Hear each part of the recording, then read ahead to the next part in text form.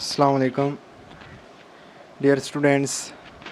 आज जो हम पढ़ने जा रहे हैं वो है composition of function and inverse of the function, कि फ़ंक्शन की कंपोजिशन क्या होती है और उनका इनवर्स क्या होता है। तो डेफिनेशन पढ़ने से पहले मैं आपको पहले समझा दूं कि कंपोजिशन ऑफ फंक्शन होता क्या है। अब ये देखें, कंपोजिशन के लफ्ज़ से ही हमें पता है कि हम कंपोज कर रहे हैं कोई चीज़ों को, यानी कि कंपोजिशन ऑफ फंक्शन का मतलब ये है कि हमने दो या दो से ज़्यादा फंक्शन को इकट्ठा करके लिख देना है। यानी कि हमने एक फंक्शन को दूसरे फंक्शन के अंदर लिखना है और दूसरे फंक्शन को तीसरे फंक्शन के अंदर लिख देने के अमल को हम क्या बोलते हैं, कंपोजिशन ऑफ फंक्शन।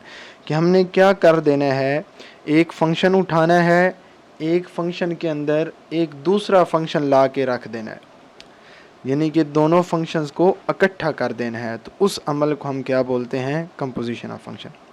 अगर मैं मज़ीद आपको एक दूसरी एग्जांपल से समझाऊं, फ़र्ज़ करें आपके पास दो बर्तन हैं, एक बड़ा बर्तन है और एक छोटा बर्तन है। तो आप क्या करते हैं, छोटे बर्तन को उठाते हैं और उसे बड़े बर्तन के अंदर रख देते हैं, तो वो क्या हो जाता है, कंपोजिशन बन जाती है। तो इसी अमल को हम क्या, इसी तरह हम फंक्शन में भी करेंगे। हम एक फंक्शन को लेंगे और उसे दूसरे फंक्शन के अंदर रख देंगे, तो उस प्रोसेस को हम बोलते हैं कंपोजिशन ऑफ फंक्शन। तो चलें अब हम डेफिनेशन पढ़ते हैं कि डेफिनेशन है क्या, कंपोजिशन ऑफ फंक्शन की डेफिनेशन हमें क्या कहती है। वो डेफिनेशन ये कह रही है कि f be a function from set X to set Y, यानी कि f हमारे पास एक फंक्शन है जिसे हम x से y के अंदर डिफाइन कर रहे हैं, और सिमिलरली एंड g भी आ फंक्शन, और g हमारे पास एक और फंक्शन है जिसे हम y टू z डिफाइन कर रहे हैं, यानी कि g एक और फंक्शन हमने ले लिया जिसे हमने y से z के अंदर डिफाइन कर लिया। The composition of f and g is a function, कि अगर हम f और g को कंपोज करें तो एक नया फंक्शन आ जाता है जिसे हम डिनोट किस से करते हैं, g of f, g o f, जिसे गॉफ भी बोला जाता है। g ऑफ f से रिप्रेजेंट कर रहे हैं from x to z, and it is define है जिसे हम इस तरह डिफाइन करेंगे g of f of x, या जिसे इस तरह लिखा जा सकता है g of f of x bracket के अंदर, या g of f of x for all x belong to x। तो अब इस सारी डेफिनेशन का मतलब क्या है, मतलब ये है कि हमने एक फंक्शन अप्लाई करना है x के ऊपर। x हमारे पास क्या है, एक डोमेन है। फॉर एग्जांपल यहाँ पे मैं क्या ले रहा हूँ, एक x डोमेन ले रहा हूँ। अब मैंने क्या कर देना है, इसके ऊपर एक फंक्शन f को अप्लाई कर देना है, यानी कि ये जी मैंने एक डोमेन ली है x और इस पे अब मैं फंक्शन f अप्लाई कर रहा हूँ। तो रिज़ल्ट में हमारे पास क्या आ रहा है, एक पूरा प्रोसेस हुआ, x के ऊपर हमने फंक्शन को अप्लाई किया, तो रिज़ल्ट हमारा क्या बन जाएगा, f ऑफ x। हमने क्या करना है, अब इस f के ऊपर एक और नया फंक्शन अप्लाई करना है जिसे हमने g के साथ रिप्रेजेंट कर लेना है।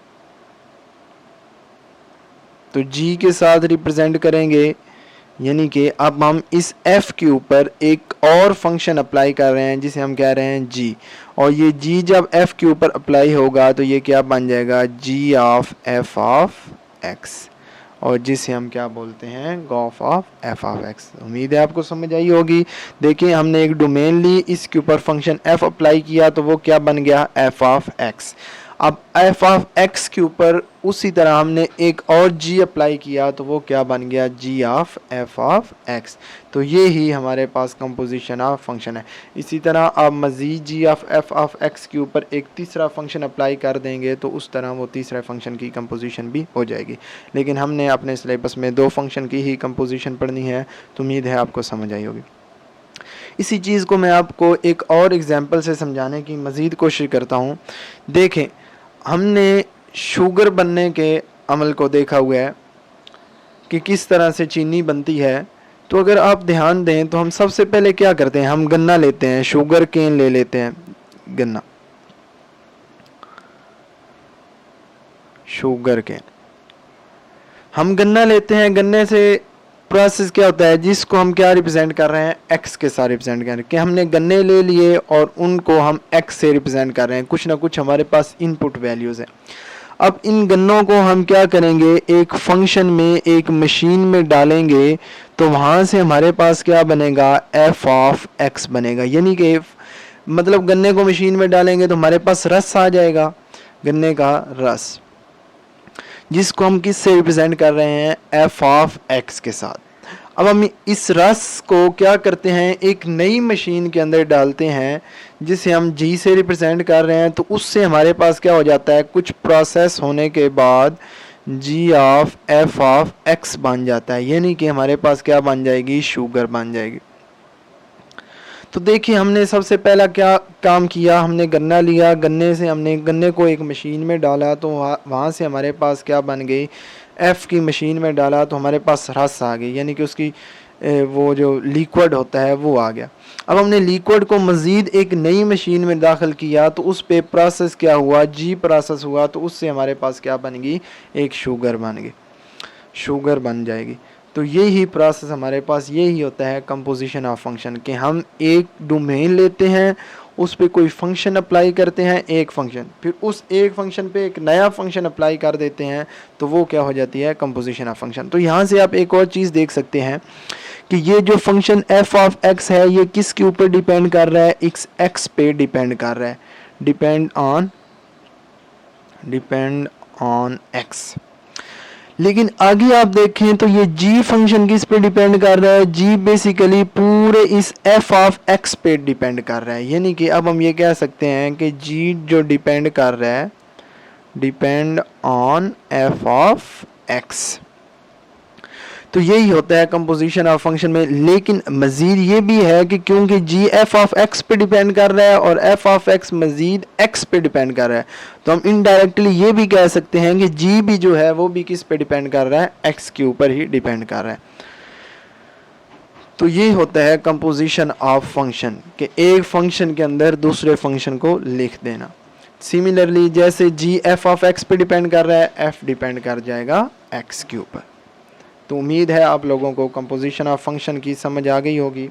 इसमें एक और चीज़ भी है कि कंपोजिशन ऑफ फंक्शन दो तीन तरह की हो सकती है, कि अगर हम f को g के ऊपर अप्लाई करेंगे तो f of g of x बन जाएगा, अगर हम g को f के ऊपर अप्लाई करेंगे तो g of f of x बन जाएगा, अगर हम f को f के ऊपर अप्लाई करेंगे तो वो f ऑफ x बन जाएगा, और अगर g को g के ऊपर अप्लाई करेंगे तो वो g ऑफ x बन जाएगा।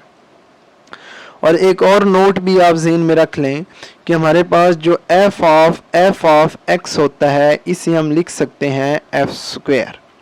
सिमिलरली f ऑफ x जो होगा इसे हम लिख सकते हैं, 3f आ गया तो ये क्या बन जाएगा, f क्यूब। और एक और चीज़ भी नोट है, इम्पॉर्टेंट नोट है MCQs के लिए, कि f of g of x की कंपोजिशन ऑफ फंक्शन में फंक्शन को g के ऊपर अप्लाई करें या g को f के ऊपर अप्लाई करें तो वो आपस में इक्वल नहीं होते, उनको हम इक्वल नहीं लिख सकते, कि f of g of x does not equal to होगा g of f of x के। ये जी हमारी कंपोजिशन ऑफ फंक्शन है। उम्मीद है आप लोगों को समझ आ गई होगी। अगर आपको मेरा चैनल अच्छा लगा है तो सब्सक्राइब करें और बेल आइकन को दबा दें ताकि आपको नई वीडियो मिल सके। नेक्स्ट एक्सरसाइज 1.2 हम करेंगे, तब तक अल्लाह हाफिज़।